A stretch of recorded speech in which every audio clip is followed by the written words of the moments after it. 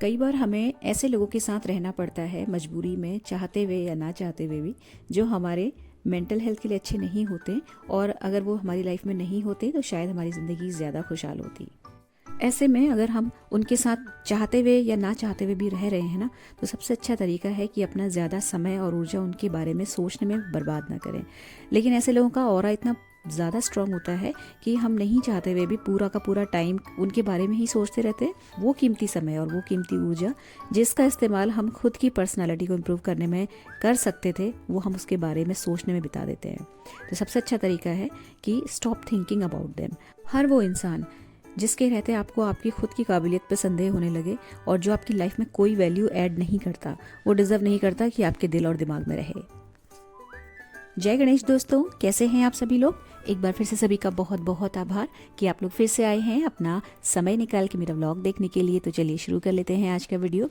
तो ये जो ब्लॉग है आज डेडिकेटेड है मेरे मॉर्निंग रूटीन से लेके, मतलब अर्ली मॉर्निंग वाला रूटीन तो मैंने नहीं शेयर किया है जब मैं सो के उठती हूँ तब से। उसका भी बहुत जल्दी अपलोड करूँगी। जैसे जैसे मौसम बदलता है, हमारे रूटीन्स में चेंज आता है, तो उस हिसाब से उठने का और सोने का हर चीज़ का टाइम भी बदलता रहता है। तो वो मैं बहुत जल्दी शेयर करूँगी। फ़िलहाल मैं अभी आपको आप कह सकते हो कि 6:30 बजे से लेके 2:30 बजे तक का अपना रूटीन शेयर कर रही हूँ।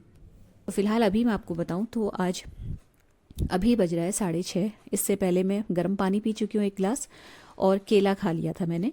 अच्छा, ऐसे सीज़न में जैसे कि मैंने आपको हमेशा बताया कि मैं सुबह की शुरुआत ही फ्रूट्स से करती हूँ। तो जब हर वो फल ना जो नहीं हम लोगों को सूट करते, जैसे बहुत सारे सिट्रिक फ्रूट्स होते हैं ऐसे, जैसे संतरा या कुछ इस टाइप के जो खट्टे फल होते हैं जो हम मॉर्निंग में ठंडियों में नहीं खा पाते हैं, वो मैं भी नहीं खाती, उनको मैं छोड़ देती हूँ। लेकिन जिन फ्रूट्स को मैं इंक्लूड करके रखती हूँ उनमें पपीता है, केला है, सेब है और अनार है। ये 4 फल ऐसे हैं जो मैं किसी भी सीज़न में खा सकती हूँ। अमरूद भी आता है इसमें। मतलब जैसे जो खट्टे फल होते हैं ना, जो जिनको खाने के लिए हमें थोड़ा सा सोचना पड़ता है, थोड़ा नमक वमक लगा के खाना पड़ता है, वो मैं मॉर्निंग में नहीं खा सकती।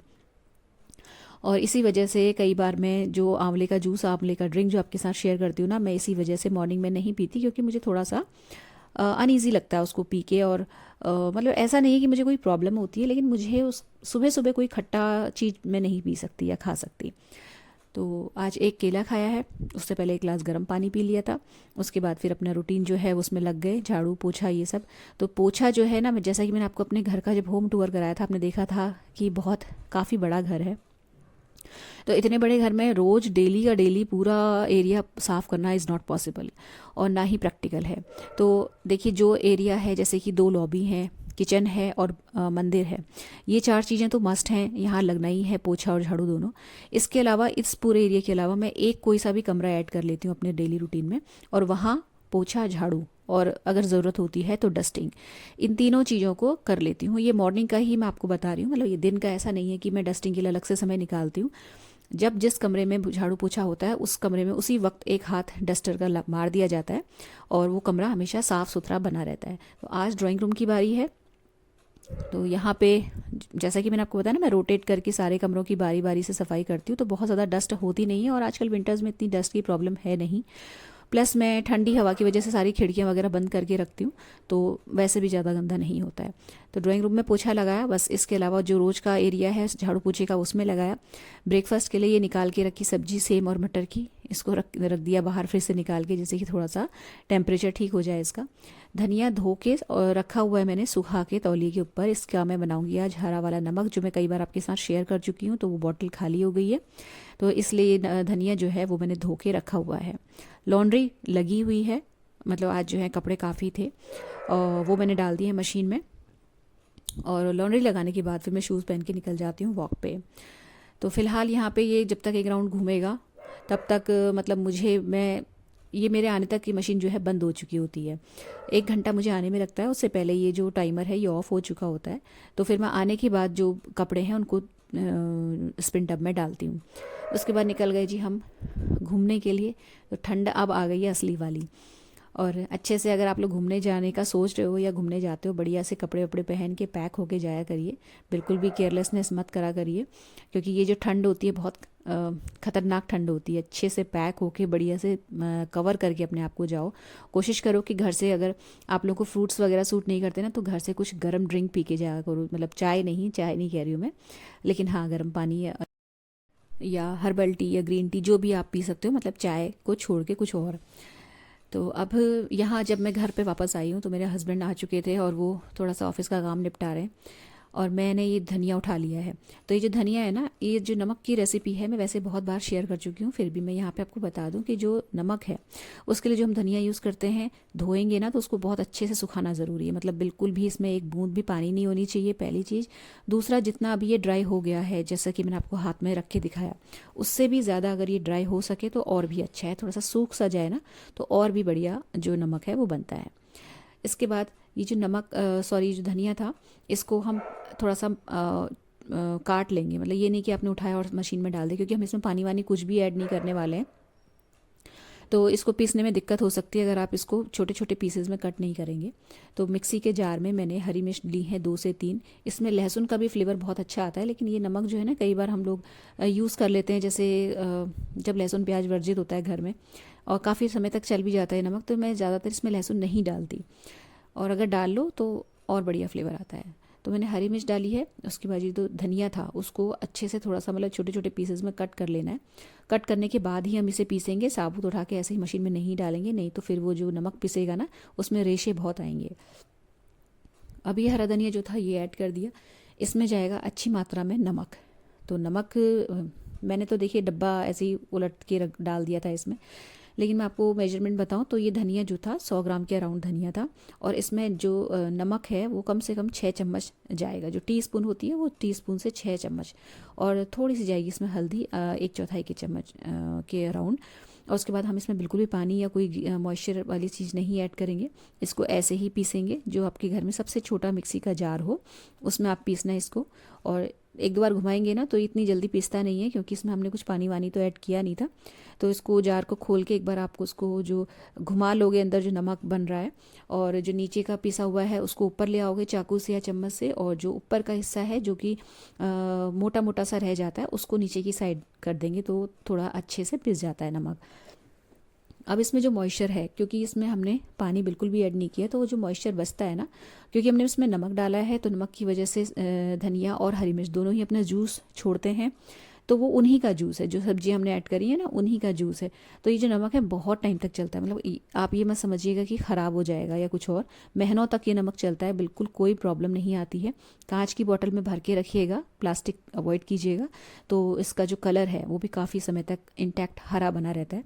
धीरे धीरे बाय द टाइम इसका जो रंग है लाइट ग्रीन से डार्क ग्रीन होने लगता है, बट कोई प्रॉब्लम नहीं है उसमें। हाँ, अगर आप प्लास्टिक की बोतल में रखेंगे ना तो थोड़ी सी स्मेल आने लगती है। तो इसको साफ़ सुथरी कांच की बोतल में स्टोर करके रखो, मट्ठे में, दही में, फ्रूट्स में, मतलब हर चीज़ का फ्लेवर और जायका बहुत बढ़िया बढ़ा देता है ये कांच की बोतल जिसमें ये पहले मैंने रखा हुआ था हरा नमक, वो ख़त्म हो गया था, तो फिर मैंने इसको धो के रात को उलट उलट के रख दिया था, तो ये सूख गई है बॉटल। अब ये जो नमक हमने बनाया इसको हम चाहें तो अभी इसी स्थिति में, इसी स्टेज में हम इसको बॉटल में फिल करके रख सकते हैं, नो प्रॉब्लम। और अगर आप चाहते हो कि थोड़ा सा सूखा सूखा सा हो जाए तो आप इसको फ़ैन के नीचे या धूप में भी रख सकते हैं, कोई उससे दिक्कत नहीं होती है। लेकिन धूप अभी आजकल आ नहीं रही है, तो फ़ैन के नीचे तो मैंने नहीं रखा है, ऐसे ही फैला के प्लेट में रख दिया है। तो शाम तक जब तक मैं शॉप से आऊँगी ना उसके बाद मैं आके इसको भर लूँगी, चाहे कितना भी सूखा हुआ हो, तो ये ख़राब नहीं होगा। तो ये हो गया नमक का काम। और जो मैं सब्ज़ी निकाल के गई थी फ्रिज से सेम की, उसमें मैंने पानी डाल दिया है, थोड़ा सा नमक 1 चम्मच डाल दिया है, जिससे कि थोड़ा सा जो कुछ भी अगर बैक्टीरिया या जर्म्स या कीड़े वीड़ों की प्रॉब्लम होती है तो वो ना हो। उसके बाद फिर आ गई हूँ मैं जी कपड़े फैलाने के लिए। तो मौसम कुछ इस तरीके का है ना कि कोहरा भी नहीं है और ना ही मतलब जैसे बादल से लगे हैं, मुझे लगता है सारे शहरों में हो रहा है जहाँ आप लोग रह रहे हो, बादल से लगे हैं और धुंध सी हो रही है और ना ही हवा चल रही है। तो कपड़े अगर छत पे फैला भी दो ना तो वो सूखते तो हैं नहीं और ठंडे हो जाते हैं, तो समझ में नहीं आता कि वो सूखे हैं या गीले हैं या ठंडे हैं। तो फिर मैं आजकल छत पे कपड़े डालना अवॉइड कर रही हूँ। या तो हवा चलती है ना तो भी सूख जाते हैं कपड़े, तो हवा भी नहीं चल रही है, मतलब अजीबोगरीब सा मौसम है और ठंड अपनी जगह पूरी की पूरी है। तो ये जो लॉन्ड्री स्टैंड है उसी में मैं कपड़े फैला रही हूँ आजकल। तो कपड़े फैलाए, उसके बाद फिर मैंने नहा लिया। नहाने के बाद ये जो सब्जी थी इसको धो के कट करके छौंक दिया सिंपली हींग ज़ीरे में, और बाकी जो बेसिक अपने मसाले रोज के होते हैं वो डाल के। सब्जी बना ली, आटा लगा लिया, उसके बाद होता है काम लंच के लिए दाल भिगोने का। तो थोड़ा सा लेट हो गई हूँ मैं आज दाल भिगोने की। एक्चुअली मैंने जो प्लान करा था, सोचा था कि मैं खिचड़ी बनाऊंगी तो उसमें ज़्यादा टाइम लगता नहीं है, लेकिन फिर ठंड इतनी है कि जो कुल्थी की दाल होती है मैंने बहुत टाइम से नहीं बनाई है, और वो ठंड में स्पेसिफिकली बनाई जाती है। थोड़ा उसकी जो तासीर है वो बहुत गर्म होती है, तो वो मुझे ध्यान आया कि मुझे भिगोनी चाहिए थी, आज बहुत ठंडा था। तो फिर मैंने खिचड़ी का प्लान जो था वो पोस्टपोन किया, और कुल्थी की दाल में राजमा और ये सब जो साबुत दालें एक दो मिला के वो भिगा ली। जब भिगा ली तब ध्यान आया कि प्रेशर कुकर की नीड मुझे पहले सूप की सब्जियां बॉईल करने में है। तो फिर वो सारी दालें दूसरे एक बोल में पलट के मैंने प्रेशर कुकर खाली किया, और इसमें सूप की जो सब्जियां हैं वो मैं पहले बॉईल कर लूँगी। तो इसमें मैंने चुकंदर, गाजर और टमाटर 3 चीज़ डाली हैं, और उसके बाद इसमें जाएगा नमक और थोड़ा सा पानी। 1 सीटी लगेगी, और 1 सीटी लगने के बाद 1 मिनट के लिए मैं धीमी आंच में सारी सब्जियों को पकने दूँगी, और उसके बाद फिर इसको ठंडा करके और देन इसको पीस के छान के इसका सूप बनेगा। तो वो तो बनता है, मतलब जब मैं दिन में चावल ऑन करने के लिए आती हूँ ना 1-1:30 के अराउंड, तब। और उसके बाद ये सूप जो है मैं रख देती हूँ, जो मेरी डॉटर है वो गर्म करके पी लेती है और दादी को दे आती है अपनी, और मैं आती हूँ शाम को जब 7-7:30 के अराउंड, तो उसके बाद फिर मैं पी लेती हूँ। तो तसल्ली से बैठ के पीने का तो समय नहीं मिलता मुझे, लेकिन हाँ गर्म करके चलते फिरते जैसे तैसे मैं सूप को पी लेती हूँ, मतलब इसको छोड़ती नहीं हूँ, क्योंकि बहुत ज़रूरी है। जब इतनी मेहनत मैं कर रही हूँ तो सबको पिला रही हूँ, तो मैं खुद भी पीऊँगी, तो अपना ध्यान पहले रखना बहुत ज़रूरी है। तो जो सूप की सब्जियां हैं वो कट करके मैं इनको बॉईल करने के लिए रखूँगी। उससे पहले मैंने जो सब्जी थी वो चला दी। थोड़ा सा पानी की ज़रूरत थी इसमें, हल्का सा नीचे से लगने लगी थी सब्जी, तो ये जो है ढका इसको, और उसके बाद सूप की जो सब्जियां हैं वो मैं बॉईल कर लूँगी। तो जब ये प्रेशर कुकर खाली हो जाएगा तो ये सब्जियों को जो है खाली करके फिर इस प्रेशर कुकर में दाल चढ़ाई जाएगी। तो क्योंकि उसमें साबुत दालें मिली हुई हैं तो उसमें थोड़ा सा टाइम लगता है प्रेशर, मतलब दालों को पकने में, तो फिर उसको धीमी आंच में मैं प्रेशर कुकर को छोड़ सकती हूँ काफ़ी देर के लिए। उतनी देर में जो सब्जी सूप वाली है वो ठंडी हो जाएगी। चपातियाँ सेकी, उसके बाद मैंने और मेरे हस्बैंड दोनों ने हमने ब्रेकफास्ट कर लिया, और उसके बाद वो चले जाते हैं शॉप पे, और मैं थोड़ा बहुत घर के और काम निपटा के दिन का लंच वंच लेके बाद में जाती हूँ 2 बजे के अराउंड या 2:30 के अराउंड। तो ये हमारा नाश्ता है। ये हरा नमक है जो कि पीस लिया है, इसको शाम को स्टोर करूँगी। ये आंवले की, तो कभी मैं इसको ब्रेकफास्ट से पहले पी लेती हूँ, आज ब्रेकफास्ट के साथ ही पी रही हूँ। और थोड़ा सा मैं इसमें तेज़ गर्म पानी डालती हूँ, और मैं इसको जब पी लेती हूँ ना, खाना मतलब अपना ब्रेकफास्ट कंप्लीट करने के बाद, तो सीरियसली मैं आपको बताऊँ मुझे किसी भी तरीके की चाय और कॉफ़ी की क्रेविंग नहीं होती, इवन इतनी ठंड में भी। तो मैं जो 2 चाय का एक रूटीन मैंने बनाया हुआ है वो अभी भी चल रहा है, मतलब 2 से तीसरी कभी हो जाती है, बहुत ही रेयर, अदरवाइज़ मैं 2 ही चाय पीती हूँ। और मतलब मैंने बहुत स्ट्रगल किया है चाय की आदत पे कंट्रोल करने के लिए, और मैं उसमें बहुत हद तक कामयाब हो गई हूँ। अच्छा, उसके बाद जो है फिर मैं अभी मतलब 11:15 या 11:30 बजे का टाइम हो रहा था, तो जल्दी उठने का और थोड़ा सा प्लानिंग से काम करने का फ़ायदा ये मिलता है कि मुझे बहुत सारा टाइम अभी रेस्ट के लिए भी मिल जाता है। इसी बीच में मैं थोड़ी बहुत एडिटिंग भी कर लेती हूँ, और थोड़ी देर लेट के थोड़ी देर सुस्ता के, क्योंकि फिर उसके बाद सीधे रात को ही टाइम मिलेगा घर पे, तो फिर मैं आ जाती हूँ किचन में वापस से। तो यहाँ पे मैं भी तड़का लगा रही हूँ, और तड़का लगाने में मेरे को ये जो लहसुन की बॉटल है ये बहुत हेल्प करती है। लहसुन छिले हुए रखे रहती हूँ इसमें मैं, तो मुझे 5-7 मिनट मेरे बच जाते हैं। और ये जो लहसुन की बोतल, आजकल बच्चे हैं तो वो लोग छील के भर देते हैं, नहीं तो फिर वो नहीं होते हैं तो मैं ही भरती हूँ। तो यहाँ पे लहसुन, हींग, जीरे का और देगी मिर्च का तड़का लगाया दाल में, और इसी प्रेशर कुकर में चावल भी चढ़ा दूँगी। तो यूजुअली मैं पहले जब शॉप पे जाती थी तो इस टाइम तक घर पे आ जाती थी, या थोड़ा सा लेट और होती थी, तब मैं उस वक्त फिर दाल में तड़का लगाती थी और चावल ऑन करती थी। और जब दोनों बेटियों में से कोई भी एक घर में होता है तो वो लोग चावल वगैरह ऑन कर देते हैं, और कई बार दाल भी छोंक देते थे, तो उससे मुझे हेल्प मिल जाती थी, और मैं कई बार 15-20 मिनट थोड़ा सा रिलैक्स होके फिर घर आती थी शॉप से। तो यहाँ पे फ़िलहाल तड़का लगने के बाद मैंने सेम प्रेशर कुकर को पानी से धो के उसमें चावल चढ़ा के ऑन कर दिए, और यहाँ जब तक उसमें प्रेशर आएगा मैं सूप की प्रिपरेशन कर ले रही हूँ। तो जो सब्जियाँ हैं वो ठंडी हो गई, तो उनको ग्राइंड कर लेती हूँ अच्छे से, मतलब बहुत बढ़िया से, थोड़ा सा देर तक चला के।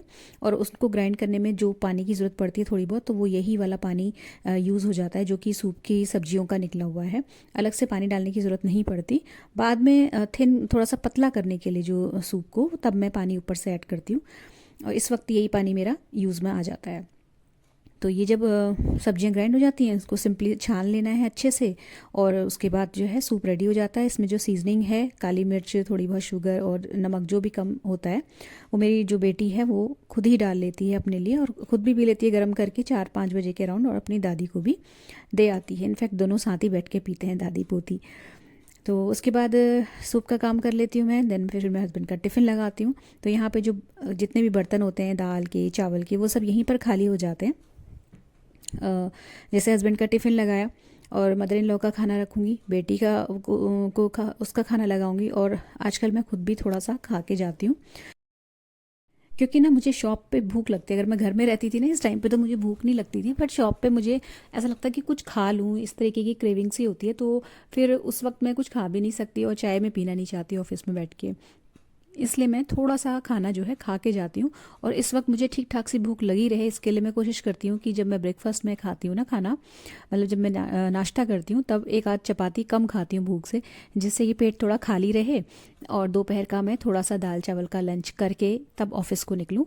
तो इससे थोड़ा सा मेंटेन भी रहता है, आलस से भी नहीं आता है। थोड़ा थोड़ा कम खाने से, मतलब भूख से एक थोड़ी सी डाइट कम लेने से नींद और आलस से दोनों ही नहीं आते हैं, और पेट भी थोड़ा सा भरा भरा सा रहता है, और एक्टिवनेस भी बनी रहती है। और अगर अच्छे से मतलब बढ़िया करके अच्छे से खाना खा लो ना, तो उसके बाद आंखें ही नहीं खुलती है, नींद आने लगती है ऑफिस में।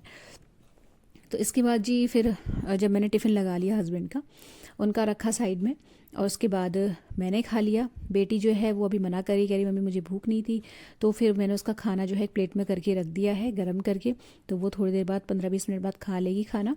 और ये जो है फिर मैं मदर इन लॉ की थाली लगाती हूँ, और फिर उनको जब मैं खाना परोसती हूँ तो फिर छोड़ के नहीं आती, वहीं पर बैठ जाती हूँ। तो 15-20 मिनट वहाँ लगते हैं। इस बहाने उनके साथ थोड़ी सी बातचीत भी हो जाती है, वैसे तो हो नहीं पाती, क्योंकि दिन भर फिर मैं बिज़ी हो जाती हूँ, और फिर अलग से स्पेसिफिकली टाइम निकाल के आधा घंटा 1 घंटा उनके साथ बैठना पॉसिबल नहीं हो पाता। तो यहाँ पे मैं उनके साथ ही बैठ जाती हूँ, और फिर उनको जब वो खाना खा लेती हैं तो उनके बर्तन वर्तन समेट के धो के तब मैं नीचे आती हूँ।